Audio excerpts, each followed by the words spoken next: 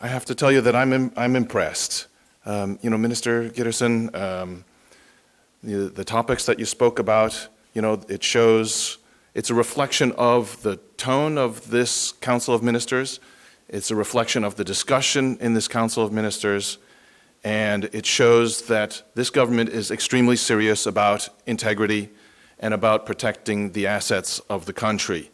And I'm impressed, I'm touched that shows that we really are taking things seriously, to the point that in the last Council of Ministers discussion, it was agreed that if we find things that we believe are serious in nature, that if we need to go to the prosecutor's office to report these incidents, we will take it that far, because we take the protection of the people that seriously.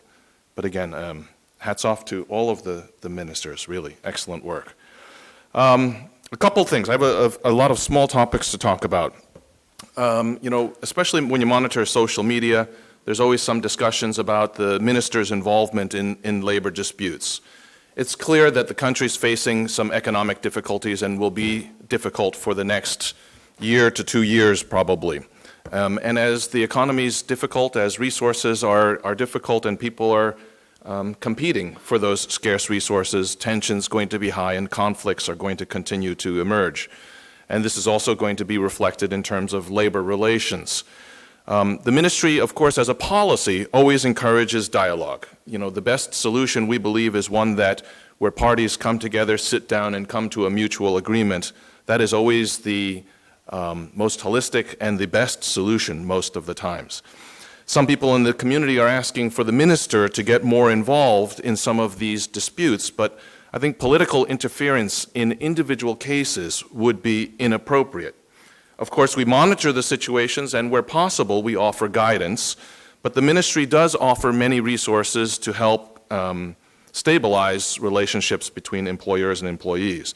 In particular, there's obviously the advisory services. The ministry is always open to both employers and employees, and those unemployed for that matter, to come into the office and ask for advice. We can always give you guidance in terms of the laws, in terms of your rights, and we encourage everybody to know what their rights and what their obligations are. We offer, of course, mediation services. If there's a dispute and you find that you need someone to mediate, we're, of course, available for that as well.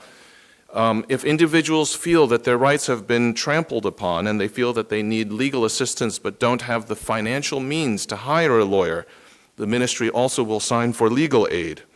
So, we take the labor relations very serious. I think that these are going to be difficult times, but if we do it together, we can come through as a country. Another comment I've been getting is a comment about the Ministry of VSA reducing Red Cross payments or recipients. Just for clarity, the ministry, while we collaborate with the Red Cross, we do not give the Red Cross instructions in terms of who the recipients for whatever benefits are or how much benefits they hand out. The Red Cross is an autonomous entity, and that is up to them to decide what support they want to give to the community and to whom.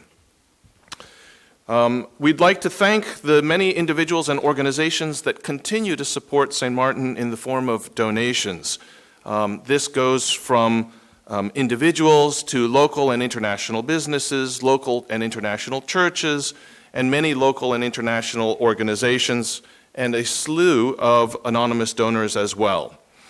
These donations are recorded, they are well accounted for. There are photos taken of the donations. The recipients of these goods also sign for receipt of them. These donations include food. We still continue to receive some food items, hygiene products, linens, healthy bags, mattresses, pillows, toys, shoes, and clothing, as well as even vehicles. We still continue to receive all types of support. From the Ministry of VSA, we are still working together from our initial request for emergency assistance, where Holland is continuing to support the ministry with requested vehicles, and they're coming in slowly but surely. The shelter persons that had moved due to the fire have now since Saturday returned to the Little League and to Festival Village.